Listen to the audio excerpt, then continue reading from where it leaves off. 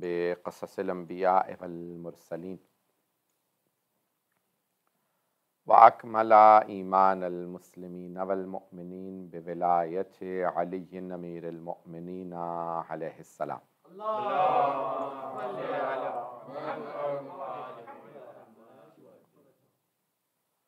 والصلاۃ والسلام والتحیۃ والاکرام علی افضل الموجودات العبد المؤید والرسول المسدد المصطفى الامجد المحمود الاحمد اعنی ابا القاسم محمد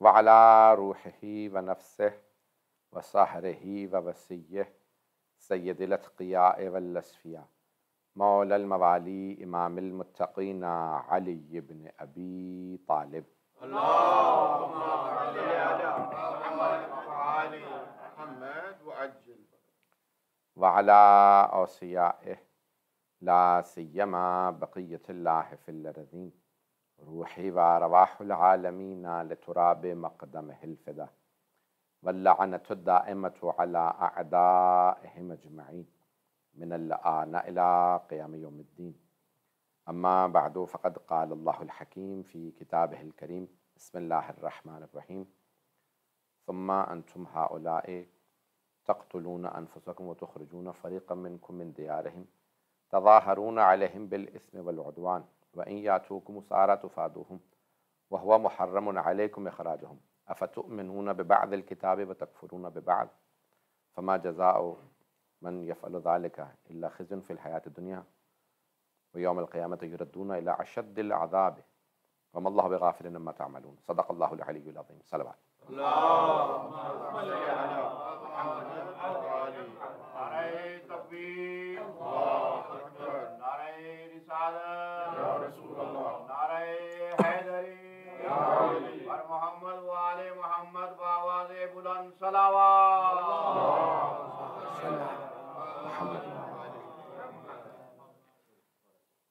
عراق و شام تاریخ کے آئینے میں پیش کرنے کی کوشش کر رہا ہوں۔ تاریخ میں عراق کو ایک خاص مقام حاصل ہے اور شام کو بھی، اور شام جب ہم آج کہتے ہیں شام اردو میں تو ہم مراد سیریا لیتے ہیں، جبکہ بلاد الشام 4 ملک فرسٹ ورلڈ وار کے اگر آپ دیکھیں تو یہ فرانس نے ان کو تقسیم کر دیا اور 4 ملک بنا دیے، جن میں سے ایک سیریا ہے، ایک جارڈن ہے، اردن، شام، فلسطین اور لبنان۔ یہ 4 صوبے تھے ایک ملک کے، جس کو کہا جاتا تھا بلاد الشام، اس کا نام شام تھا۔ توجہ ہے؟ تو عراق اور شام کی اگر تاریخ کو دیکھا جائے تو یہ شام کی، اور خود عراق بھی بہرحال اس کی وسعت ہے۔ تو کل میں نے عرض کیا تھا کہ مختلف شہروں کی وہاں تاریخ ملتی ہے، انبیاء علیہ السلام کی ولادت گاہیں ہیں، اور بابل کی تھوڑی سی تاریخ آج پیش کرنا چاہوں گا کہ بیبیلون کو کہہ لیں کہ بابل یا حلہ اس کے ساتھ ہے، لیکن بابل خود ایک تاریخ تھی۔ آج تو کھنڈر ہے، آپ جائیں گے تو کچھ پہاڑیاں ہیں اور کچھ بھی نہیں ہے، اب تو خرابہ ہے۔ جبکہ 2500 سال پہلے 6 centuries before Christ، یعنی 6 صدیاں پہلے جناب عیسیٰ سے، تقریباً 2600 سال پہلے دنیا کا سب سے بڑا شہر تھا بابل۔ اس زمانے میں کئی لاکھ آبادی تھی، کئی لاکھ، hundreds of thousands اس کی اس زمانے میں آبادی تھی، اور وہاں پہ البتہ کہا جاتا تھا کہ بت پرستوں کا شہر تھا، دیوی دیوتاؤں کا شہر مانا جاتا تھا، اور شرک کا مرکز تھا، ہر جگہ بت تھے، انبیاء وہاں پہ مسلسل آتے رہے تھے تبلیغ کرنے، لیکن لوگ مانتے نہیں تھے۔ وہاں البتہ موحد موجود تھے، کیونکہ ابھی تو حضرت عیسیٰ نہیں آئے تھے اس زمانے میں، تو یہودی تھے، لیکن وہ یہودی اکثراً غلام بنا لیے گئے تھے۔ تو اگر آج بھی آپ عراق جائیں گے تو حضرت ذوالکفل کے، اب آپ مجھے نہیں معلوم کہ وہاں انبیاء علیہ السلام کی زیارت کا اتفاق ہوا ہے لوگوں کا، جناب آدم اور جناب نوح تو جناب امیر ہی کے ذریعے میں ہے، اور جناب ہود و صالح نجف اشرف میں۔ اس کے علاوہ اکثر لوگ باہر سیکیورٹی کے سے آج کل تو ویسے ہی نہیں جاتے، پہلے بھی بہت کم ہوتا تھا کیونکہ لوگوں کا شارٹ وزٹ ہوتا تو جلدی جلدی مین زیارات کر لیتے ہیں۔ تو خود بغداد میں بھی حضرت شعیب، اگر آپ دیکھیں جناب خود موسیٰ وہاں پہ رہے ہیں، جناب ابراہیم، تو لیکن حضرت شعیب کی ہے، حضرت ایوب جو داماد تھے جناب یوسف کے، ان کے وہیں پہ قبر ہے حلہ میں. اگر آپ جائیں گے حضرت ذوالکفل، بہت سے انبیاء ہیں، اب میں چلے سب کے نام نہیں جو وہاں پہ ہیں. تو حضرت ذوالکفل کے اگر آپ جائیں گے تو ابھی بھی وہاں پہ اسی سال جو ہم وہاں پہ لے کے گئے تھے، تو رائٹنگ جو دیکھیں گے تو عبرانی زبان میں چیزیں لکھی ہوئی ہیں، عبرانی میں یعنی ہیبرو کے اندر. تو ایک تاریخ تھی یہودیوں کی کہ جو آج تک وہ ان کے پاس موجود تھی چیزیں، اور پھر اس کے بعد یہ پچھلے 100 سال کے اندر وہاں سے موو آؤٹ ہوئے سارے، اور پھر ہجرت شروع ہوئی. خود ایران کے اندر 4-5 لاکھ سے زیادہ یہودی تھے، اور ابھی بھی شاید ہیں، کیونکہ ان کی ایک سیٹ ہے پارلیمنٹ کی، مائنورٹیز کی ایران میں 5 سیٹیں، ان میں سے ایک یہودیوں کی سیٹ ہے، زرتشتوں کی ہے لیکن ان میں سے یہودیوں کی سیٹ ہے باقاعدہ پارلیمنٹ کی. تو سب سے زیادہ جو ہیں یہودی وہاں پہ اس وقت ایران میں ہیں وہ شیراز میں، کیونکہ انہوں نے خود اپنے آپ کو سارے ایران میں پھیلے ہوئے تھے، وہ سب کے سب اب سمٹ کے آ گئے ہیں شیراز میں اور تہران میں. حتیٰ ایرانی مانتے نہیں ہیں، لیکن میں جب حضرت دانیال، نبی ڈینیل انگلش میں کہا جاتا ہے، دانیال کی زیارت کے لیے گیا، شوش دانیال کہا جاتا ہے، شوش شہر کا نام ہے، عربی میں کہتے ہیں توستر اور شوشتر. شوشتر مشہور ہے بڑا، فارسی کے اندر تو شوش پرانا نام ہے، شوشتر ایرانیوں نے رکھا اس کا نام پھر، اور توستر عربی میں ہے نا لوگوں کی توجہ. تو وہاں شوشتر اگر آپ جائیں تو جب میں وہاں پہ گیا تو میں نے کہا بھئی یہ زبان الگ بول رہے ہیں، یہ شیعہ نہیں لگ رہے ہیں. تو ایرانیوں نے مانا نہیں، کیونکہ وہ کہنا نہیں چاہتے تھے کہ ہم نے یہودیوں سے خالی نہیں کروایا. لیکن کیونکہ مجھے تھوڑا بہت اندازہ ہو رہا تھا کہ لباس ان کی ٹوپیوں سے، ان کے آپ کو پتا ہے کہ خاص بال جس طرح سے وہ بناتے ہیں اپنے لمبے بالوں کو، اور وہ زبان جو آپس میں بات کر رہے تھے مجھے سمجھ میں تو نہیں آ رہی تھی، لیکن پتا تھا کہ فارسی نہیں ہے نہ یہ عربی ہے، کیونکہ ساؤتھ آف ایران جو ہے خوزستان پورا عرب ہے، تو یہ عربی نہیں بول رہے اور نہ یہ فارسی بول رہے ہیں. تو اس کا مطلب ہے وہاں پہ وہ اپنی یہودی زبان میں عبرانی میں بات کر رہے تھے. بچے ان کے جو انہوں نے لباس پہن رکھے تھے اور جس طرح سے سارا کا سارا نظام تھا حضرت دانیال کے ہیں. اور وہ اگر آپ دیکھیں تو جو یہودیوں ہمارے جیسے مسجد کا گنبد ہوتا ہے یا چرچ کا سلیب لگا ہوتا ہے، کراس ہوتا ہے، اسی طرح سے یہودیوں کی جو بلڈنگز ہوتی ہیں اس میں خاص طریقے سے وہ ایک پیرامڈ سا بنایا جاتا ہے، خاص اس کی شیپ ہوتی ہے. حضرت دانیال کے ابھی بھی وہی تھا. تو بہت سے انبیاء علیہ السلام کے جو مزارات تھے وہ یہودیوں کے ہاتھ میں تھے. میں کوئی تنقید نہیں کر رہا ہوں، تاریخ ہے، کیونکہ وہ بھی انبیاء کو مانتے تھے، عیسائی بھی مانتے ہیں، یہودی بھی. تو خود عراق میں بھی ابھی تک میں نے وہاں پہ اندازہ لگایا کہ اب تعمیرات ہو رہی ہیں تو وہ تبدیل کر رہے تھے، یعنی تقریباً 100-150 سال پہلے تک جب تک یہودی رہے ہوں گے تو انہی کے پاس وہ سب مزارات انبیاء علیہ السلام کے مزارات تھے، اور انہوں نے وہاں پہ باقاعدہ اپنی زبان کے اندر سب کچھ لکھ رکھا تھا. اور میں نے بہت سے علماء کو دکھایا، انہوں نے کہا مانا کہ ہاں یہ ہیبرو زبان کے اندر لکھا ہوا سب. تو عزیزان گرامی میں پوری تاریخ ہے. بابل کی تاریخ میں آج پیش کرنا چاہ رہا تھا کیونکہ عراق اور شام ہے موضوع، تو مجھے 1-2 دن چاہیے ہوں گے عراق پہ، اس سے پہلے کہ میں شام کو پیش کر سکوں. چلیے گا نا میرے ساتھ؟ موضوع میں جانتا ہوں تاریخ کا موضوع بعض کا جو ہے اس میں وہ خشک ہوتا ہے، اس کے اندر پوری کی پوری ایک آپ کو داستان پیش کرنی ہوتی ہے. تو میں پیش کر رہا ہوں اپنے انداز سے، اس کو سنتے رہیے گا اسی محبت سے جیسے آپ سن رہے ہیں. تو عزیزان گرامی بابل کی تاریخ ہے، اور میں مختلف کتابیں دیکھ رہا تھا آج ایک بابل کی تاریخ کے اوپر. تو ایک صاحب نے تو اتنی ضخیم کتاب لکھی تھی تو میں سوچ رہا تھا کہ انہوں نے یہ لائے کہاں سے ہوں گے. پھر انہوں نے باقاعدہ حوالہ جات دے رکھے تھے. سب سے خوشی کی بات یہ تھی، اور انہوں نے باقاعدہ ہیبرو کے یعنی جو خود یہودیوں کی کتاب مقدس کتاب ہے، توریت کے، زبور کے، انجیل کے حوالہ جات دے رکھے تھے. ایک پوری تاریخ ہے بابل کی، اور بہت بڑی تہذیب تھی، بہت بڑا کلچر تھا جو سارا تباہ ہوا. اور یوں کہہ لیجئے کہ جیسے بڑے شہروں کے اندر آج آپ سنتے ہیں کہ بھئی یہ جس طرح سے بے راہ روی کا لوگ شکار ہو جاتے ہیں، جیسے لندن سے متعلق کہا جاتا ہے یا نیو یارک کے لیے کہا جاتا ہے یا سنگاپور کے لیے کہا جاتا ہے، یا بڑے بڑے شہروں کے متعلق ایسے ہی لوگ مشہور باتیں ہوتی ہیں، شراب ہے، مختلف گناہ ہیں، میں گنوانا نہیں چاہتا ہوں. تو تاریخ اگر آپ اٹھا کے دیکھیں تو بابل کی تاریخ بھی اسی داستانوں سے، اسی قسم کے داستانوں سے بھری ہوئی ہے کہ وہ انبیاء علیہ السلام اللہ مسلسل اسی لیے بھیج رہا تھا کہ ان کو کرپشن سے روکے، ان کو اس بدکرداری سے روکے، ان تمام چیزوں سے روکیں. اور انبیاء آتے رہے ایک کے بعد ایک، ان کو تبلیغ کرتے رہے، انہوں نے کسی کی بات کو نہیں سنا. تو عراق کی ایک تاریخ ہے، اتنی بڑی بڑی ہستیاں اللہ نے بھیجی. جناب ابراہیم کا نام ہے، جناب موسیٰ کا نام ہے، جناب ذوالکفل کا نام ہے، جناب ایوب کا نام ہے. یہ سارے انبیاء آ کے تبلیغ کرتے رہے. جناب موسیٰ اور جناب شعیب، ان تمام انبیاء کا یہاں تبلیغ کرنا اس بات کی علامت ہے کہ یہ بہت بڑی قدیمی تہذیب تھی، بہت مضبوط تھی، اور ان میں بہراروی تھی.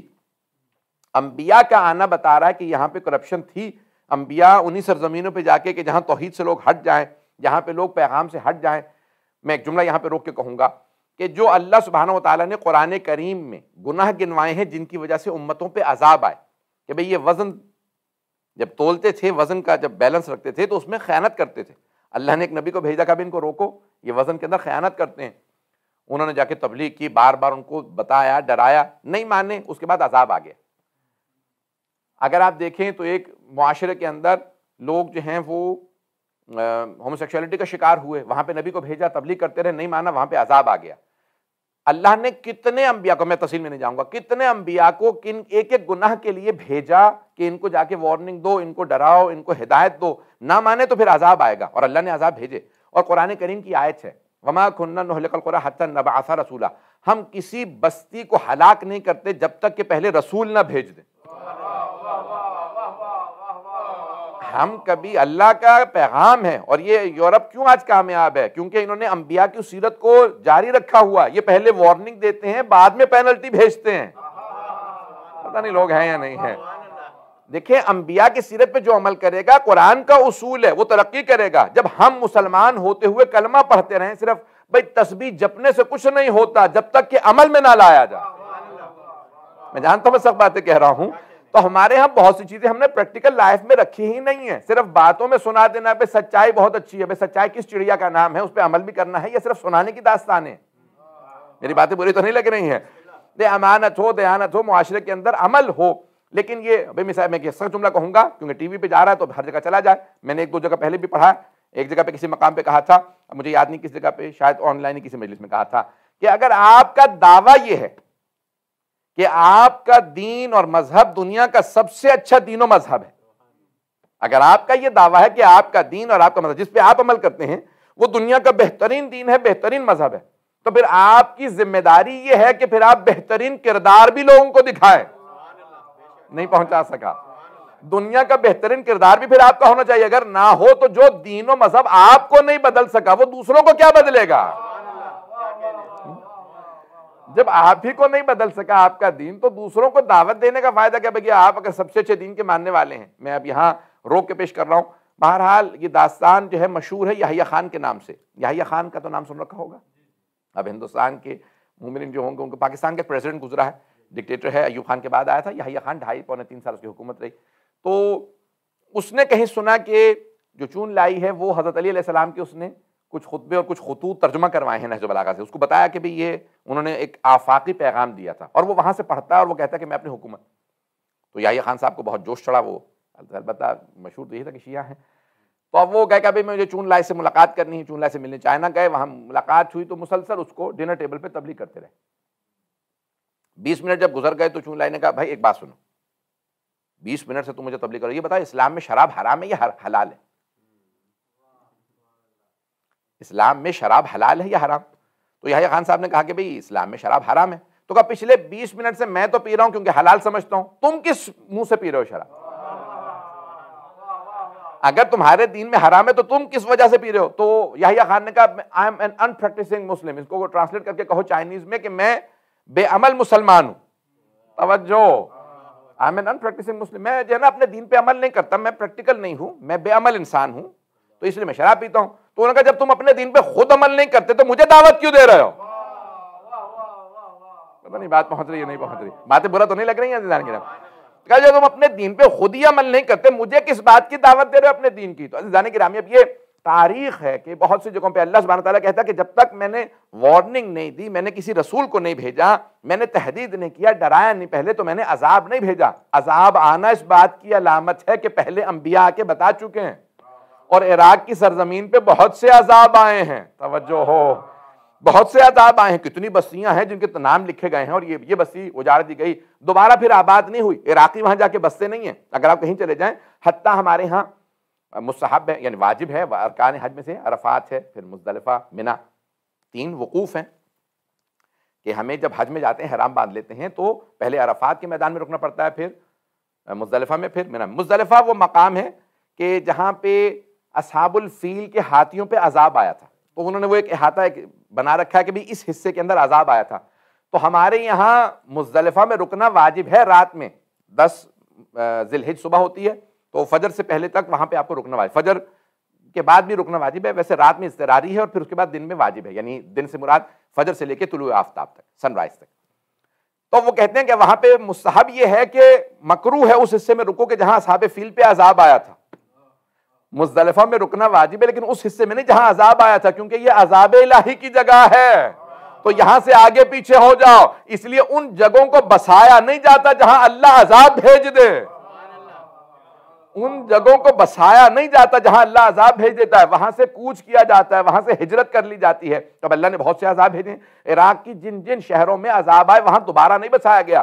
بابل آج تک اجڑا نظر آئے گا، دوبارہ آباد نہیں ہوا۔ توجہ ہو بھئی، اللہ سبحانہ و تعالیٰ نے بہت سی جگہوں پہ بڑے بڑے انبیاء کو بھیجا، وارننگ دی، تحدید کی، بہت سے لوگ پہنچ گئے ہیں، بہت سے لوگ پہنچ گئے ہیں۔ اتنے انبیاء مرسلین کو بھیجتا رہا کہ ان کو تحدید کرو، ان کو وارننگ دو، ان کو وارننگ دو، تو ایسے انبیاء جاتے رہے۔ توجہ، اللہ سبحانہ و تعالیٰ بھیجتا رہا کہ انہیں تحدید کرو، لیکن پھر اللہ نے کہا اب جب بسانا ہے تو کسے بھیجا جائے؟ پھر علی کو بھیجا، پھر حسین کو بھیجا۔ جن جگہوں کو بسانا تھا تو پھر آل محمد نے بتایا ہے کہ کیسے بسایا جائے گا۔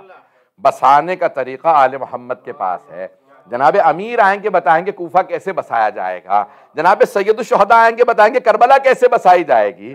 تو اب یہ سارے کے سارے شہروں کے اندر آل محمد کا کوئی نہ کوئی کرم ہے، ان کا دخل ہے، تو آج اس لیے آباد ہے۔ اس لیے کہتے ہیں آل محمد کے نام سے آبادیاں آباد ہوتی ہیں اور ان کے دشمنوں کی وجہ سے اجڑ جاتی ہیں۔ اس لیے ان کے دشمنوں کا نام بھی نہ لو، نام بھی یعنی مراد یہ کہ بھی کسی بھی طرح سے نہ مانو گے تو اجڑ جاؤ گے۔ کچھ لوگوں کے نام ایسے ہوتے ہیں کہ جیل بھی جانا پڑتا ہے،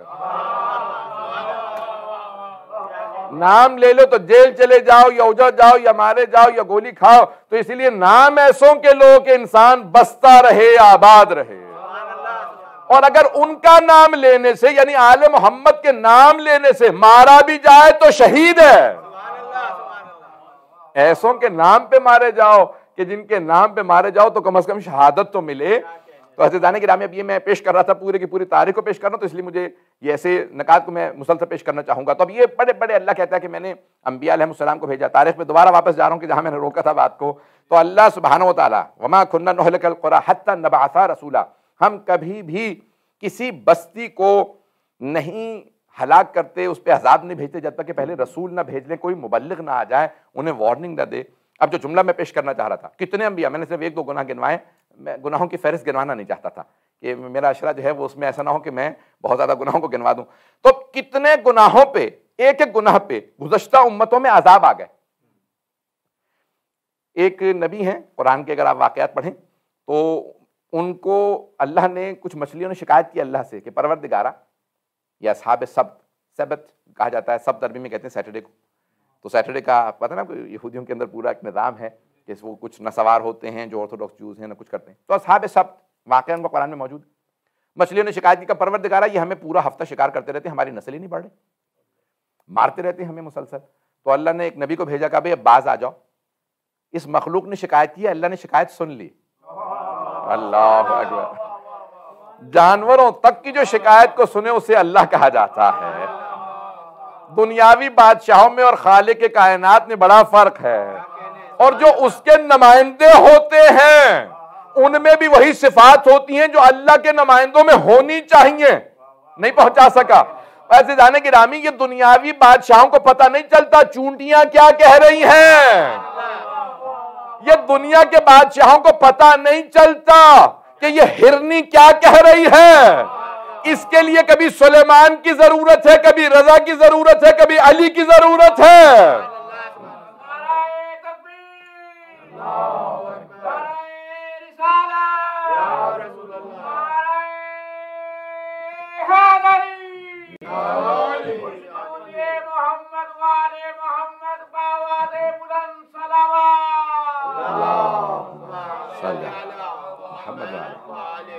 توجہ فرمائی ہے نہیں؟ کبھی یہ رسول خدا سے اگر کوئی اونٹنی کہے تو وہ سنیں گے، کبھی کوئی سواری کہے تو وہ سنیں گے۔ عزیزان گرامی، تو اب وہ کان چاہیے جو جانوروں کی باتوں کو سن لیں، سمجھ لیں۔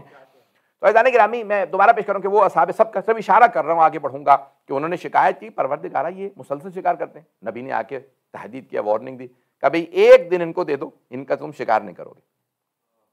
تو انہوں نے کہا ٹھیک ہے۔ اب وہ لوگ سب سر جوڑ کے بیٹھ گئے، انہوں نے کہا یہ ایک دن شکار نہیں کریں گے تو ہم لوگ کھائیں گے کیا اور پھر بیچیں گے یہ مچھلیاں کیسے؟ تو کہا پھر ٹھیک ہے، ہم لوگ شکار نہیں کریں گے، ہم جال بچھا دیا کریں گے، وہ پھنس جائیں گی، اگلے دن جا کے پکڑ لیں گے۔ کس سے چال بازی ہو رہی ہے؟ یہ اللہ سے، پتہ نہیں لوگ ہیں یا نہیں، یہ چال بازی لوگ اللہ سے کر رہے ہیں۔ انہوں نے وہاں پہ فوراً جو ہے جال بچھا دیے، مچھلیاں پھنس گئیں۔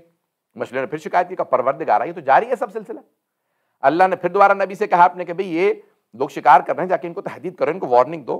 انہوں نے کہا کہ تم لوگ ایسے کرتے ہو، باز آ جاؤ. تو اب اللہ نے اس پہ عذاب بھیج، پتہ نہیں لوگ ہیں یا نہیں. اصحاب رس کا دیکھ لیجئے، اتنے واقعات ہیں میں سنا سکتا ہوں قرآن کریم کے اندر. تو ایک ایک بات پہ امتوں پہ عذاب آ گئے، ایک ایک گناہ پہ امتوں پہ عذاب آئے. انہوں نے وزن صحیح نہیں تولا، انہوں نے مچھلیوں کا شکار غلط کیا، اصحاب رس کو بندر بنا دیا گیا، کسی کو کچھ بنا مس کر دیا گیا، ان کے کانوں کے پردے پھٹ گئے، ان کو چیخ بلند ہوئی. بھئی مختلف طریقوں سے مرتے چلے گئے، عذاب آتے گئے. وہ تمام گناہ جو اللہ نے قرآن میں گنوائے ہیں وہ سارے اور ان سے بھی زیادہ گناہ امت محمدی میں ہیں. نہیں ہے لوگ، وہ تمام گناہ اور اس سے بھی زیادہ ہم لوگ کر رہے ہیں، مسلمان کر رہے ہیں، یہ امت محمدی میں ہو رہے ہیں، لیکن عذاب نہیں آ رہا. جانتے ہیں کیوں؟ کیونکہ سورہ انفال میں ایک آیت ہے، جناب امیر نے نہج البلاغہ پہ اس آیت پہ خطبہ دیا ہے، نہج البلاغہ میں موجود ہے.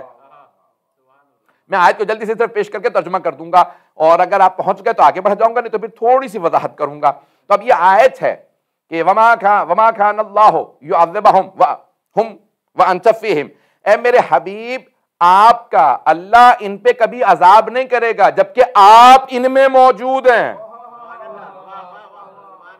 وما کان اللہ یعذبہم وانت فیہم، اے میرے حبیب اللہ ان پہ کبھی عذاب نازل نہیں کرے گا جبکہ آپ، اے میرے حبیب آپ ان میں موجود ہیں. تو عذاب چل رہا ہے رسول خدا کی وجہ سے. وما کان اللہ یعذبہم وہم یستغفرون، اور اللہ ان پہ عذاب نازل نہیں کرے گا جبکہ یہ استغفار کر رہے ہیں. کچھ لوگ تو پہنچ گئے. نہج البلاغہ میں مولا کا خطبہ ہے، فرماتے ہیں دو چیزیں اللہ نے گنوائی ہیں قرآن کریم میں جن سے عذاب ٹلتے ہیں. پہلی چیز وجود رسول خدا، دوسری استغفار کا اللہ نے اپنے حبیب کو تمہارے درمیان سے اٹھا لیا، بس اب ایک ہی چیز باقی ہے، وہ ہے استغفار. استغفار کرو گے تو عذاب چلے گا. بھئی ہم نے گناہ کیا، ہم استغفار کر رہے ہیں، تو ہمارے استغفار سے تو کبھی بھی عذاب نہیں ٹلے گا. اس کا مطلب ہے کوئی ایک ایسا ہے کہ جس کے استغفار کی وجہ سے عذاب ٹل رہے ہیں. اب سمجھ میں آیا امام معصوم استغفار کیوں کرتے ہیں؟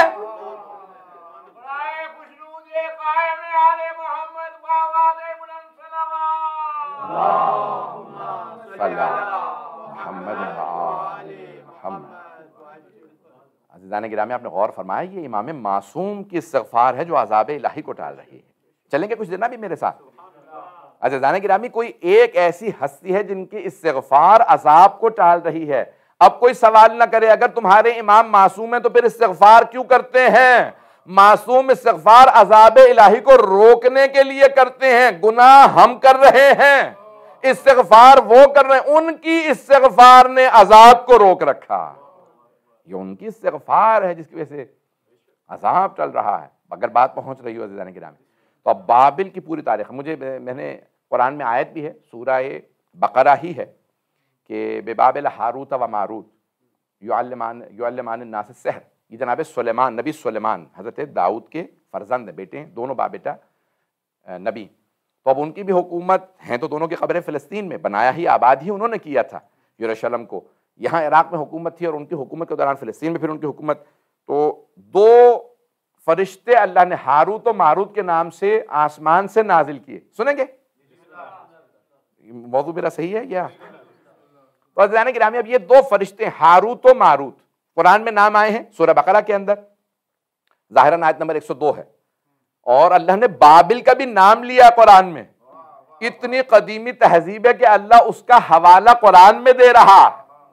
تو اب ہاروت و ماروت نامی دو فرشتے آئے، یعلمان الناس السحر. اللہ کہہ رہا ہے کہ وہ لوگوں کو جادو سکھاتے تھے، سحر، اور ساتھ میں بتاتے تھے دیکھو اس کا نقصان ہوگا، توجہ، اس کا غلط استعمال تمہیں نقصان میں لے جائے گا. سحر سیکھ رہے ہو، غلط استعمال کرو گے. قسم نے کہا نہیں ٹھیک ہے سکھا دو. میں انسان جب اپنے مطلب کی کوئی چیز حاصل کر لیتا ہے نا تو یہ نہیں دیکھتا کہ مجھے نقصان آخرت میں کیا ہوگا، دنیاوی فائدے کو مد نظر رکھتا ہے. پتہ نہیں میں بات پہنچا پا رہا ہوں یا نہیں. ہم لوگ بہت شارٹ سائٹڈ ہوتے ہیں، بہت زیادہ تنگ نظر، بہت زیادہ بس سامنے کی چیز کو دیکھتے ہیں، آخرت کو بھول جاتے ہیں. تو اب یہ انسان لذتیں دنیا کی حاصل کرنا چاہتا. تو اب یہ بابل کی تاریخ میں لکھا ہے قرآن کریم میں، بابل ہاروت. اللہ نے قرآن میں نام لیا بابل کا اور کہا ہاروت و ماروت 2 فرشتے آئے، انہوں نے لوگوں کو سحر سکھایا. تو اب جادوؤں کا مرکز تھا، بتوں کا مرکز، بت پرستی تھی، تمام گناہ تھے، سب کچھ تھا، لاکھوں کی آبادی تھی اس زمانے میں. اور جب ایسا اجڑا کہ جب اجڑا تو پھر دوبارہ آباد ہی نہیں ہوا. یہ شہروں کی ہستی بستی کو نہ دیکھیے گا، اگر وہاں عبادتیں نہ ہوں تو سب کچھ اجڑ جاتا، سب کچھ اجڑ جاتا. بھائی دنیا کا سب سے بڑا جوئے کا مرکز، جوئے کا اڈا مانا جاتا ہے نیواڈا اسٹیٹ ہے امریکہ کی، اور اس کا شہر ہے، بہرحال پتہ نہیں نام لینا مناسب ہے یہ نہیں ہے. تو یہاں تک ہمارے بعض علماء کہتے تھے کہ اگر آپ جہاز میں بیٹھ کے اوپر سے بھی اڑ جائیں تو ترک اولا تو ہو گیا. اور اب وہاں ماشاءاللہ امام بارگاہ بھی کھل گیا، میرا پچھلے سال زندگی میں پہلے اتفاق ہوا. تو لاس ویگس نام ہے بڑا مشہور، بہرحال نام لینا میں مناسب نہیں سمجھ رہا تھا. 17-18 سال قحط پڑا رہا، بارش نہیں ہوئی. 17 سال 18 سال مسلسل بارش نہیں ہوئی. گولف فورٹ اکھاڑ کے انہوں نے دوسری جگہوں پہ لے جاؤ کیونکہ پانی نہیں ہے یہاں پہ، کیسے آباد رکھیں گے، کیسے سلسلہ. تو کہا یہ کیا معاملہ ہے؟ تو کوئی جواب نہیں دے سکا. کبھی کچھ سمجھ میں نہیں آ رہا، قریب کی ساری بستیوں میں، سب شہروں میں، اسٹیٹس کے اندر بارش ہو رہی، یہیں پہ بارش نہیں ہوتی. اب کون سمجھائے؟ جہاں گناہ بڑھ جاتے ہیں تو اللہ کی طرف سے نشانیاں بھی بڑھ جاتی ہیں. یہ حدیث ہے اربعتون، یعنی اب یہ حدیث اگر کہیں تو میں پیش کر دیتا ہوں امام جعفر الصادق علیہ السلام کی.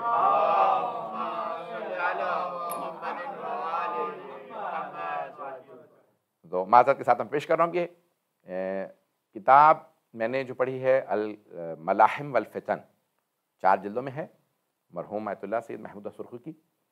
تو انہوں نے الف با کی ترتیب سے الفابیٹیکل جو لیٹرز ہیں اس کے سیکوینس کے اندر ہر چیز کو گنوایا ہے علامات ظہور کے متعلق. تو اس کے اندر ایک حدیث فرماتے ہیں اربعہ کے باب میں، تو جلد نمبر 1 میں یہ حدیث ہے، اگر سننا پسند فرمائیں. تو اس میں فرماتے ہیں کہ 4 جب اذا فشت الاربعہ ظہرت الاربعہ، جب 4 گناہ بڑھ جائیں تو اللہ کی طرف سے 4 نشانیاں بڑھ جاتی. تو کہا اذا فشت الزنا ظہرت الزلازل، جب زنا بڑھیں گے تو پھر زلزلے بہت زیادہ آئیں گے. دوسرا فرمایا کہ جب دنیا کے اندر لوگ زکوٰۃ دینا بند کر دیں، اذا امسکت الزکوٰۃ، تو اگر لوگ زکوٰۃ نہ دیں تو ماتت الماشیہ، تو جو مویشی ہیں، جانور ہیں، یہ مرنے لگتے ہیں. لوگ اگر لوگوں کے حقوق، غریبوں کے حقوق نہ دیں تو جانور مرنے لگتے ہیں، مویشی مرنے لگتے ہیں. دنیا کے سب سے بڑے سپلائرز چائنا، وہ آسٹریلیا اور نیوزی لینڈ، بھیڑوں کے، بکریوں کے، دنیا کے اندر. اور پچھلے ان کے ہاں ابھی ایسی فائر ہوئی ہے، وہ کہتے ہیں کہ پتہ نہیں ملینز، 500 ملین سے زیادہ جانور مر گئے ہیں. اتنی بڑی تعداد کبھی میں نے نہیں سنی. گھبرا تو نہیں رہے؟ تو عزیزان گرامی اب یہ احادیث ہیں، تو اس میں یہ ہے کہ جب لوگ ایک دوسرے کے حقوق ادا کرنا بند کر دیں، مؤمنین ایک دوسرے کے حقوق ادا نہ کریں، اچھی طرح سے نہ ملیں، تو غلبت المشرکون علی المؤمنون، اگر یہ جو مشرک ہیں ان کو غلبہ حاصل ہو جاتا ہے مومنین پہ. اور جو چوتھا گناہ ہے اس کے لیے گنوایا گیا کہ جب حکام اپنی رعایا پہ رحم نہ کھائیں تو پھر بارشیں بند ہو جاتی ہیں. تو یعنی بہرحال مختلف علامات بتائی گئی، مختلف جو گناہ ظاہر ہوتے ہیں تو ان کے مختلف علامات دنیا کے اندر ظاہر ہوتی ہیں، اور مختلف چیزوں کے اثرات ہیں، ہر چیز کا ایک اثر ہے.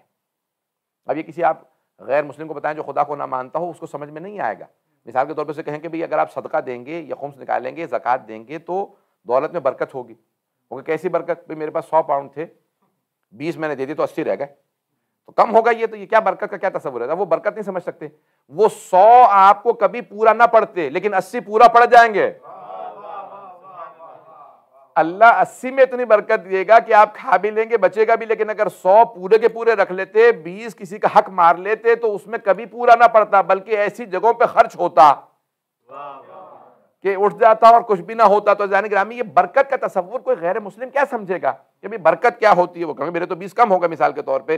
تو جانے گرامی یہ برکت کا تصور، یہ گناہوں سے بچنے کا تصور، یہ اسلام کے اندر ہے. تو اب یہ عراق کے اندر یہ جو مختلف سویلائزیشن تھیں، تہذیبیں تھیں، ان کے اندر بے انتہا بے رہ روی تھی، گناہ بہت زیادہ تھے. بابل کی تاریخ میں ملتا ہے کہ نیو یارک کچھ نہیں ہوگا. یہ تو آج کے زمانے میں، آج نیو یارک جیسے تو پتہ نہیں کتنے شہر ہوں گے دنیا کے اندر، لیکن بابل جیسا کوئی دوسرا شہر نہیں تھا. اس نے ساری تہذیبوں کو مان کر دیا تھا. بڑی بڑی داستانیں علماء نے لکھ دی ہیں، مورخین نے لکھ دی ہیں. علماء یعنی علماء تاریخ نے بے انتہا داستانیں لکھی ہیں کہ پڑھنے سے تعلق رکھتی ہیں کہ کیا کچھ ہوا. لیکن آج جب آپ جائیے گا، میں بابل تقریباً جب بھی عراق جاتا ہوں تو اتفاق ہوتا ہے وہاں زیارت کے لیے حضرت ابراہیم کی ولادت گاہ کے لیے، اور جہاں پہ ان کو منجنیق سے ڈالا گیا تھا آگ، آج صرف ایک چٹیل میدان اور کچھ پہاڑیاں اور کچھ ٹیلے رہ گئے ہیں اور تھوڑی بہت وہاں پہ پلانٹیشن ہے، اور اس کے علاوہ کچھ نہیں ہے. تو عزیزان گرامی، گناہ اجاڑ دیتے ہیں. مولا سجاد کی حدیث سن لیجئے، میں شاید سخت باتیں کہہ رہا ہوں. درود امام سجاد کو آواز بلند صلوات.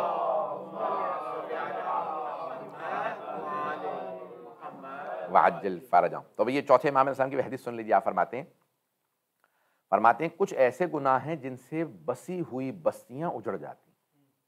ان میں سے ایک ہے قطع رحم. جو اپنے خونی رشتہ داروں سے ملنا جلنا چھوڑ دیں تو کہا وہ بستی خود بخود اجڑ جائے گی. دعائیں مستجاب نہیں ہوتی حرام خوری کی وجہ سے. اور بہت سے ایسے گناہ ہیں کہ جن کے آقے والدین جو اپنے والدین گستاخ ہو جائیں تو وہ پوری پوری آبادیوں کو اجاڑ دیتا ہے. عزیزان گرامی، آج جانتے ہیں کہ ان لوگوں کو زوال آنے والے تھے، یہ زوال میں آ جاتے ہیں، لیکن یہ جو یہاں پہ انہوں نے امیگریشن کھولی، پھر یہاں مساجد کھلی، پھر یہاں پہ امام بارگاہیں کھلی، ذکر محمد و آل محمد ہونے لگا، نمازیں ہونے لگیں، قرآن ہونے لگا، یہ اسی لیے ابھی تک بسے ہوئے ہیں. پتہ نہیں لوگ ہیں یا نہیں. انہیں خود بھی احساس نہیں ہوگا کہ کیا بات ہے، ہم بالکل بینکرپٹ ہو چکے ہیں، مورلی بھی، اکنامکلی بھی، ہر طرح سے، پھر بھی ہمارا نظام چل رہا ہے. تمہیں نہیں پتا یہ کس لیے چل رہا ہے، کسی حسین کا تذکرہ جاری ہے.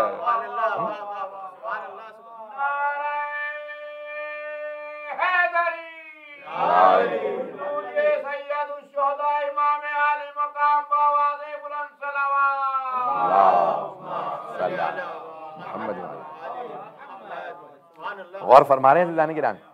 تو یہ چند اللہ والے ہوتے ہیں، چند نیک لوگ ہوتے ہیں جن کی وجہ سے بڑے بڑے گناہگاروں کے عذاب رک جاتے ہیں. ایک حدیث یہاں مکمل کر دوں تو اب یہاں تک ہے الفاظ کہ جب اللہ سبحانہ وتعالیٰ فرماتا ہے کہ جب میں دیکھتا ہوں کہ لوگوں کے گناہ کتنے زیادہ ہیں، گناہ بہت زیادہ بڑھ جاتے ہیں، تو کہتا ہوں کہ میں ان پہ عذاب بھیج دوں. لیکن تین چیزیں مجھے عذاب سے روک لیتی ہیں. جب میں ماؤں کی گود میں بچے دیکھتا ہوں تو کہتا ہوں کہ ارے یہ معصوم بچے ہیں، بے گناہ بے خطا بچے ہیں.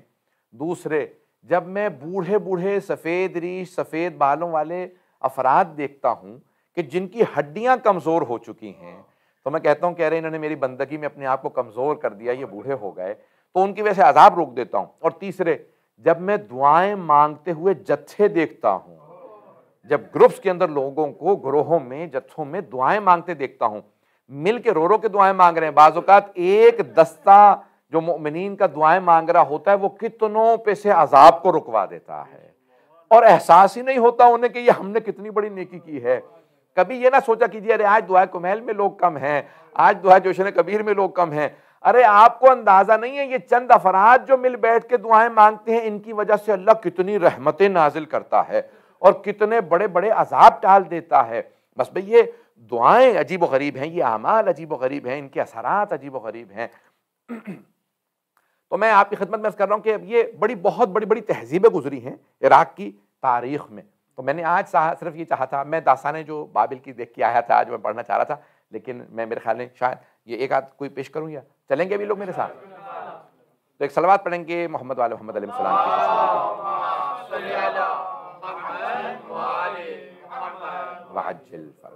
تو بس بھائی یہ تاریخ ہے، تاریخ سب سے بڑا درس ہے. جناب امیر فرماتے ہیں ہسٹری ریپیٹس اٹسیلف.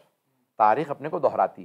آج تو پتہ نہیں کس کے نام سے منسوب ہو گیا، یہ بڑی پتہ نہیں عجیب و غریب عادت بن گئی ہے کہ کسی کا قول چرایا اپنے نام سے منسوب کر کے چلا دیا. اور یہ بہت سے تو ایسے ہیں کہ دوسروں کے بھی آج اہل بیت سے لوگ منسوب کر دیتے ہیں.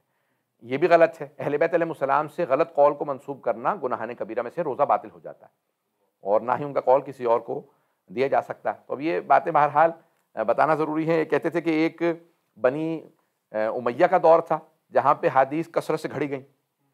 دوسرا آج کا دور ہے کہ بھئی جو چیز ہوتی ہے اٹھا کے وہ اسٹالن کا، اس کا، اس کا، جس کا مرضی قول ہوگا کہتے ہیں قال امیرنا، حضرت علی علیہ السلام نے فرمایا، اور وہ حضرت علی کے نام سے چلا دیا. بھئی یہ گناہان کبیرہ میں سے. اور چلانے والا یہاں تک کہ آغا سیستانی کا تو یہاں تک فتویٰ ہے کہ اگر آپ نے بغیر تحقیق کے روزے کی حالت میں فون پہ فارورڈ بھی کیا تو روزہ چلا گیا. تو اس لیے تحقیق کر کے کرنا چاہیے. بہرحال ذمہ داری سے یہ چیزیں، آج کل تو سب کچھ لوگ فارورڈ کرنے میں تو ماہر ہیں. پوچھ لو کہ بھی کیا حوالہ کریں گے، مجھے تو آیا تھا فارورڈ، میں نے آگے فارورڈ کر دیا، جب آپ کو ویسے ہی آیا تھا بغیر ذمہ داری کہ آپ نے 100 لوگوں کو فارورڈ کر دیا. تو بہرحال یہ چیزیں بڑی ذمہ داری سے کرنے والی ہیں.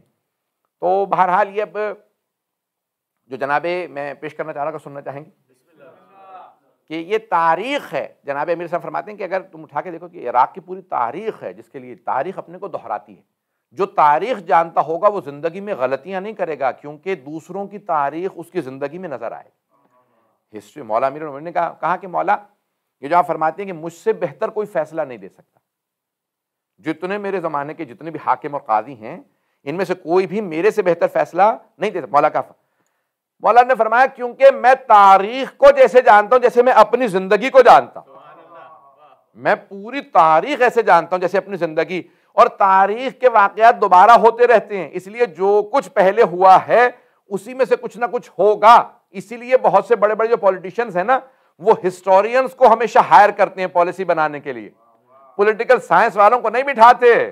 توجہ ہو, وہ کہتے ہیں بھئی دیکھو یہ قوم اب اس مرحلے میں ہے, بتاؤ اب ان کے ساتھ کیا ہوگا, تو بتاتے ہیں فلاں قوم جب اس مرحلے میں تھی تو ان کے ساتھ یہ ہوا تھا. تو تاریخ اپنے کو دہراتی ہے, سیاست دانوں کو بھی تاریخ سے سیکھنا چاہیے. اور بہت سے سیاست دان وہ دوسروں کی دیکھتے رہتے ہیں, کبھی عبرت حاصل نہیں کرتے کہ اس کے ساتھ یہ ہوا تھا, اس کے ساتھ وہ ہوا, اس کے ساتھ وہ ہوا, لیکن پھر بھی سیکھتے نہیں ہیں. تو جناب امیر نے خود کوفہ کے اندر ایک فیصلہ دیا جناب سلیمان کا. یہ بابل کی تاریخ اٹھا کے دیکھیں, یہ انبیاء علیہ السلام کی جناب سلیمان کی, بس یہ ایک واقعہ ایک سے دو. تو اب جناب امیر کے پاس یا کوفے میں آپ بازار سے گزر رہے ہیں, جناب امیر بغیر سیکورٹی کے ایسے ہی بالکل آرام سے اپنے رعایا کے ساتھ رہا کرتے گزر رہے ہیں. تو ایک خاتون نے اپنے چھوٹے سے بچے کو آواز دی, مات الدین ادھر آؤ, قرضہ مر گیا. بچے کا نام مات الدین, مات الدین یعنی قرضہ مر گیا, ادھار مارا گیا. مولا نے خاتون کو روکا, یہ کیا نام ہے؟ کہنے لگے بھئی میرا شوہر جو ہے وہ اپنے 3 دوستوں کے ساتھ تجارت کے سفر پہ گیا تھا, اور اس سفر میں اس کا انتقال ہو گیا, اور ان 3 دوستوں نے آ کے بتایا کہ انہوں نے وصیت کی ہے کہ میرے یہاں اولاد ہونے والی ہے, بچے کا نام مات الدین رکھ دینا. ادھار مارا گیا. میں نے اپنے بچے کا نام رکھ دیا مات الدین, ادھار مارا گیا, یعنی پورا جملہ. مولا نے کہا بھی وہ 3 دوست کون تھے؟ دیکھیں ہیکنگ کا کام کیا ہے. میں جو پیش کرنا چاہ رہا ہوں کہ بابل میں کیسے کیسے حکمران گزرے کہ جو بہراروی کا پورے کی پوری قوم کو شکار کر دیا. حاکم حقیقی, حاکم معصوم کیسا ہوتا ہے. تو اب امیر المومنین نے کہا بھی وہ 3 دوست کون ہیں, ذرا ان کی معرفی کرو. کبھی یہ نام یہ نام, یہ فوراً مولا نے کچھ لوگوں کو بلایا, کبھی جاؤ جا کے یہ 3 افراد جو اس نے نام بتائے ہیں ان کا پتہ معلوم کرو, انہیں گرفتار کر کے لے آؤ. کہا مولا گرفتار کر کے لے آئیں؟ کہا ہاں, ان کو اریسٹ کر لو. گرفتار کیا. مولا نے کہا ان کو ستونوں سے باندھ دو, مسجد کے پلرز کے ساتھ باندھ دو. باندھا. کہا فاصلے فاصلے سے باندھنا کہ اس کی آواز اس کو نہ جائے, اس کی آواز اس کو نہ جائے, جب میں تفتیش کروں گا. تفتیش کون کرے گا؟ کہ مولا نے خود. تفتیش تو سمجھتے ہیں نا. تو اب جب وہ جو پولیس کی انٹروگیشن جسے کہتے ہیں آپ انگلش میں, تو انٹروگیشن جو ہے مولا نے کہا میں خود کروں گا, تفتیش خود کروں گا. اب مولا نے گروہ بلایا لوگوں کا, کہ بس بھئی ایک بات یاد رکھو, جب میں کوئی سوال کروں نا تو تم اللہ اکبر چیخیں مارنے لگنا, شور مچانے لگنا, اللہ اکبر اللہ کی. اچھا یہ ہو گیا. لوگوں نے کہا مولا اس سے کیا ہوگا؟ مولا نے کہا تمہیں سمجھ میں نہیں آئے گا, مجھے جو میں کام کر رہا ہوں وہ کرنے دو. تو اب تینوں کو باندھ دیا گیا فاصلے فاصلے سے دور دور. اب مولا نے کہا بھی چلو میرے ساتھ. آگے پوچھا, کہا بھائی صحیح سے بتاؤ وہ اس کا شوہر کیسے مارا گیا, کس نے مارا تھا؟ میں نے تم تینوں سے جو ہے وہ پورا کا پورا تفتیش کرنی. بندھے ہوئے تھے, انہیں پتا بھی امیر المومنین علی بن ابی طالب ہے. تو پہلے والے نے کہا یا علی بات یہ ہے کہ منصوبہ سارا ان دونوں کا تھا, میں نے کچھ نہیں کیا. جب اس نے دیکھا کہ مولا اس ایک سخت انداز سے تحقیق شروع کر رہے ہیں, تفتیش کر رہے ہیں, انٹروگیشن کر رہے ہیں, تو اس نے کہا کہ میرا اس میں کوئی دخل نہیں تھا, میرا اس میں حصہ نہیں ہے. تو اب سب مولا نے اشارہ کیا, سب نے کہا اللہ اکبر, سب کے سب شور مچانے لگے. میں نے کہا چلو میرے ساتھ آگے. دوسرے والے سے کہا بتاؤ بھائی, وہ سمجھ کہیں گے اس نے جو کچھ بتایا وہ جھوٹا ہے, سارا منصوبہ اس کا تھا, اس نے سنا کچھ نہیں ہے. تیسرے کے پاس گئے, مولا نے کہا بھائی کیا یہاں پہ اللہ اکبر چل رہا ہے, میں جلدی جلدی واقعہ پیش کر رہا ہوں. جیسے تیسرے کے پاس پہنچے, کہا مولا میں سب کچھ صاف صاف بتانے کے لیے تیار ہوں, مجھے پتا ان دونوں نے میری مخبری کر دی, منصوبہ میرا نہیں تھا. مولا نے کہا سب ساتھ داستان سچ سچ بتا. کہا کہ مال تجارت تھا, ہم نے بیچا, پیسے آئے, تو ہم تینوں نے منصوبہ بنایا کہ اس کا قتل کر دیتے ہیں, اور ہم نے اس کو جب وہ سو رہا تھا اس کو ہم نے سر پہ پتھر مارے, اس کو جان سے مار دیا, راستے میں اس کو پھینکا ہے, اور پھر اس کا حصہ ہم نے چرا لیا, اور پھر جان بوجھ کے ایک جھوٹی داستان بتائی کہ بھئی وہ مارا گیا. مولا نے کہا بھئی یہ تینوں واجب القتل ہیں کیونکہ انہوں نے ایک آدمی قتل کیا, اس کے جو ہے ساتھ دھوکہ کیا ہے. کہا ان کا پیسہ جو ہے اس خاتون کو, اس یتیم بچے کو دیا جائے. اور مولا نے اس خاتون کو بلایا, کہا آج سے اپنے بچے کا نام رکھ دے عاشت دین, قرضہ ابھی تک زندہ ہے, ادھار مارا نہیں گیا, ادھار زندہ ہے. تو کہا یا علی یہ کیسے آپ کو سارا سمجھ میں آیا؟ کہا یہ نبی سلیمان کے ساتھ بھی ہو چکا ہے. پتہ نہیں لوگ ہے یا نہیں ہے.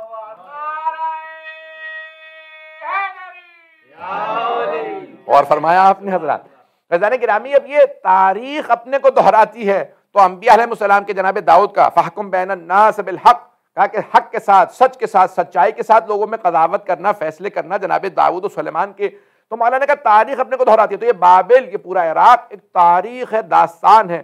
بڑے بڑے حکمران آتے رہے یہاں, میں تفصیل سے مسائل پڑھنا چاہ رہا ہوں کیونکہ بی بی کی شہادت ہے. تو ایک تاریخ ہے. انہوں نے سبق نہیں لیا کہ ہم نے بچوں کو مار دیا, یہ ہم پہ اس کا عذاب آئے گا. یہ عبید اللہ بن زیاد, یہ عمر سعد, یہ کیا سوچ رہے تھے؟ یہ سوچ رہے تھے کہ بھئی کیا ہے, ہم نے گھیر کے مار دیا, دنیا کو پتہ نہیں چلے گا. حسین مارے گئے, لیکن خداوند متعال کا وعدہ یہ ہے خون ناحق جب بہا دیا جائے تو وہ خون ناحق اپنا رنگ دکھاتا ہے. مظلوم کا خون کبھی ضائع نہیں جاتا. اور بعض اوقات ایسا ہوتا ہے کہ خالق یہ کہتا ہے جس کا کوئی نہیں نہ ہے اس کا میں خود ہوں, اس کا بدلہ لینے والا میں ہوں.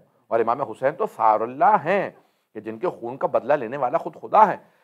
تو اب جس کی طرف خدا ہو وہ کبھی مٹتا نہیں ہے, وہ کبھی ختم نہیں ہوتا. اور خدا حسین ابن علی کے ساتھ ہے, خدا جناب زینب کبریٰ کے ساتھ ہے. اب سمجھ میں آیا یہ انبیاء کیوں سلام کرتے نظر آئیں گے جناب زینب کو؟ انبیاء کیوں کہیں گے آفرین ہے بی بی احسن چی؟ یہ انبیاء جناب زینب کو اس لیے کہیں گے کہ ارے یہ نبی رسول کی نواسی ہوتے ہوئے اتنے مصائب کو دیکھ کر کے پھر بھی صبر کر رہی ہیں, انبیاء سلام کریں گے. بس بھی جملے پیش کر رہا ہوں. تو آج ایک ایسی بی بی کے مصائب ہیں کہ یہ تو جملے میں نے خود تاریخ کی کتابوں میں دیکھے ہیں. بڑے بڑے علماء نے لکھا کہ جب جناب زینب سلام اللہ علیہا کو جناب رسول خدا نے آغوش میں لیا تو جناب امیر سے سوال کیا, یا علی آپ نے کیا نام رکھا ہے اپنی اس بیٹی کا؟ کہا یا رسول اللہ کبھی میں نے اور فاطمہ نے آپ پہ سبقت لی ہے. حسن کا نام آپ نے رکھا, حسین کا نام آپ نے رکھا, ہماری اس بیٹی کا نام بھی آپ رکھیں گے؟ تو رسول خدا نے کہا پھر میں بھی اللہ پہ سبقت نہیں لوں گا, جو خدا فیصلہ کرے. پروردگارہ تو نے کیا فیصلہ کیا؟ کہا ہاں رہی زینو, اب یہ اپنے بابا کی زینت ہے. اب رسول خدا ایک مرتبہ جناب زینب کے کلائیوں کو چومنے لگے, پیار کرنے لگے اور رونے لگے. جناب سیدہ نے کہا بابا جان کیا بات ہے؟ کہا یہی ام المصائب ہے, آپ کی یہ بیٹی ام المصائب ہے. بس بھئی اب میں جو جملہ کہنا چاہتا تھا میں چاہوں گا خاص طور سے سارے میرے سامعین چاہے وہ ٹی وی پہ سن رہے ہوں, گھروں میں کہیں پہ سن رہے ہوں, خاص طور سے جملے کو غور سے سنیے گا. اگر جناب زینب ام المصائب ہیں, جو کہ ہیں, تو پھر جناب سکینہ بنت المصائب جناب زینب مصائب کی ماں ہیں, جناب سکینہ مصائب کی بیٹی ہیں. بس بھئی آج 13 صفر کی شب ہے, شب شہادت ہے جناب سکینہ کی. آئیں ذرا مل کے جناب سیدہ کو پرسا دیں گے, مل کے جناب سید الشہداء کو پرسا دیں گے, ان کی دختر کا, ان کی بیٹی کا. آئیں ذرا مل کے چلیں. میں پہلے 2 جملے پیش کر دوں. جب مولا حسین جناب سید سجاد سے, جناب زینب سے, بیویوں سے ودا کر کے خیمے سے باہر آئے تو آیت اللہ شیخ جعفر شوشتری نے جملے لکھے ہیں. کہتے ہیں مولا حسین نے نظر یمیناً و نظر شمالا, پہلے دائیں طرف دیکھا, پھر بائیں طرف دیکھا, پھر بڑی حسرت سے آواز دے کے کہا او عباس, او علی اکبر, او قاسم, او حبیب, میں نے آپ سب کو گھوڑوں پہ سوار کرایا تھا لیکن مجھے کوئی سوار کرانے والا نہیں ہے. تو اب راوی کہتا ہے کہ میں نے دیکھا کہ ایک بی بی برقع پوش خیمے سے باہر آئیں, کا بھیا ابھی زینب زندہ ہیں. بی بی نے بازو تھاما, مولا حسین کا سوار کرایا. بس بھئی میری طرف اشارہ, میں ایک جملے کی طرف خاص توجہ کیجئے گا. جب مولا حسین اپنے زلجنہ پہ سوار ہو گئے تو مولا نے زلجنہ کو ایڑ لگائی, زلجنہ آگے بڑھا. جیسے ہی ایڑ لگائی زلجنہ آگے نہیں بڑھ رہا. کہا زلجنہ کیا بات ہے کہ تو نے بھی میرا ساتھ چھوڑ دیا ہے؟ زلجنہ میرے بھائی مارے گئے, میرے بیٹے مارے گئے, میرے اصحاب انصار سب مارے گئے, تو ذوالجناح بے زبان جانور نے ایک مرتبہ سر کو جھکایا تو ذوالجناح کے قدموں کے ساتھ ایک چھوٹی سی بی بی لپٹی ہوئی تھی. مولا حسین فوراً اپنی سواری سے اترے، بی بی کو سینے سے لگایا، بہت زیادہ پیار کیا، کہا بیٹی کیا بات ہے، آپ خیمے سے باہر کیوں آئی ہیں؟ تو جناب سکینہ نے سوال کیا بابا آپ کہاں جا رہے ہیں؟ سنیں گے جملے. مولا حسین نے فرمایا کہ بیٹی آپ کو پیاس لگی ہے، میں پانی لینے جا رہا ہوں. بی بی نے فرمایا بابا جب سے چچا عباس گئے ہیں میری پیاس بجھ گئی ہے. بابا مجھے پیاس نہیں ہے. بابا جو جاتا ہے نا واپس نہیں آتا، بابا مت جائیے، بابا مت جائیے. کہ نہیں بیٹی میں نے طفلی میں اپنے نانا سے وعدہ کیا تھا، بیٹی میرا بچپنے کا نانا سے وعدہ ہے، میں جان دینے کے لیے جا رہا ہوں، بس بیٹی آپ صبر کیجئے گا. مولا نے کچھ وصیت کی، اس میں ایک جملہ کہا کہ بیٹی آج رات جہاں ماں سلائے وہاں سو جائیے گا، ضد نہ کیجئے گا مجھے بابا کے سینے پہ سونا ہے. اجرکم اللہ، اجرکم اللہ. مجھے لگتا ہے یہاں کچھ لوگ بیٹھے ہیں جن کے گھر میں بیٹیاں ہیں. بیٹیوں کے مصائب باپ کے لیے برداشت کرنا بڑا مشکل کام ہے. اجرکم اللہ، اجرکم اللہ. بس بھئی مولا حسین نے بی بی کو پیار کیا، پھر ایک جملہ کہا اگر دیکھ سکے تو میری طرف دیکھے گا. میں تو پوری شہادت پڑھنے والا تھا، میں نے تو بھی پڑھے ہی نہیں ہے مسائل. ایک مرتبہ کہا مولا حسین نے، کہا بیٹی آج رات وہاں جہاں سلا دینا وہاں ماں سو جائیے گا. اب جناب سکینہ نے ایک جملہ کہا بابا آپ جب مجھے سینے پہ سلایا کرتے تھے تو ہمیشہ کہا کرتے تھے اسلام میں بیٹوں کے بھی حق ہیں بیٹیوں کے بھی. بابا جان آپ بھیا علی اکبر کو ساتھ لے گئے، بھیا علی اصغر کو ساتھ لے گئے، بابا بتائیے میرے حصے میں کیا آیا ہے؟ مولا حسین نے کچھ خاک کربلا اٹھائی، جناب سکینہ کے سر میں ڈال دی، کہا بی بی آپ کے حصے میں یتیمی آئی ہے، آپ کے حصے میں اسیری آئی ہے، آپ کے حصے میں شام کی قید آئی ہے. میں کہوں گا مولا سب کھل کے بتا دے بی بی آپ کے حصے میں شمر کے تماچے آئے ہیں. اجرکم اللہ، اجرکم اللہ. بس بھئی میں سارے مصائب نہیں پڑھوں گا، پتہ نہیں ممکن ہے. اجرکم اللہ، اجرکم اللہ. بس بھئی ایک روک کے جملہ کہوں گا. جب شام غریبہ آئی نا، پتہ نہیں شہادت پڑھوں نہ پڑھوں، جب شام غریبہ آئی تو جناب مسلم کی جب شہادت ہوئی تھی نا تو اس وقت جناب سید الشہداء نے جناب رقیہ کو بلایا تھا. جب جناب رقیہ آئی نا تو آپ نے کہا کہ جناب عاتقہ سے اپنی بیٹی سے کہا عاتقہ ماموں نے بلایا میرے ساتھ چلو. جب آئی نا جناب رقیہ جناب عاتقہ کے ساتھ مولا مسند سے کھڑے ہو گئے اور ایک مرتبہ آگے بڑھ کے جناب عاتقہ کے سر پہ ہاتھ رکھا، اپنی بھانجی کے سر پہ. ہاشمی بچی تھی، فوراً ایک ہی جملہ کہا ماموں جان کیا میرے بابا خیریت سے ہیں؟ آپ نے میرے سر پہ ایسے ہاتھ رکھا جیسے یتیموں کے سر پہ ہاتھ رکھا جاتا ہے، آنکھوں میں آنسو. تو مولا نے کہا بیٹی اپنے آپ کو یتیم نہ سمجھنا، بھی ماموں زندہ ہیں. ایک مرتبہ کہا زینب ذرا میری صندوقچی لا دیجئے. تو مولا نے 2 بالیاں نکالی، اپنے ہاتھوں سے جناب عاتقہ کے کانوں میں بالیاں پہنائیں. اب وہاں قریب میں جناب سکینہ کھڑی دیکھ رہی تھی. اگر کوئی بچی یتیم ہو جائے اس کے سر پہ شفقت کا ہاتھ رکھا جاتا ہے، کانوں میں نئی بالیاں پہنائی جاتی ہیں. جب شام غریبہ آئی جناب سکینہ انتظار میں تھی میرے سر پہ کوئی شفقت کا ہاتھ رکھے، مجھے کوئی نئی بالیاں پہنائے. اتنے میں شمر آیا، اس نے بالوں میں ہاتھ ڈالا، بی بی کا بالوں کو چھڑانا مشکل ہو گیا. ایک مرتبہ جب اس نے بالیاں نوچی، بی بی نے رو کے کہا چچا عباس.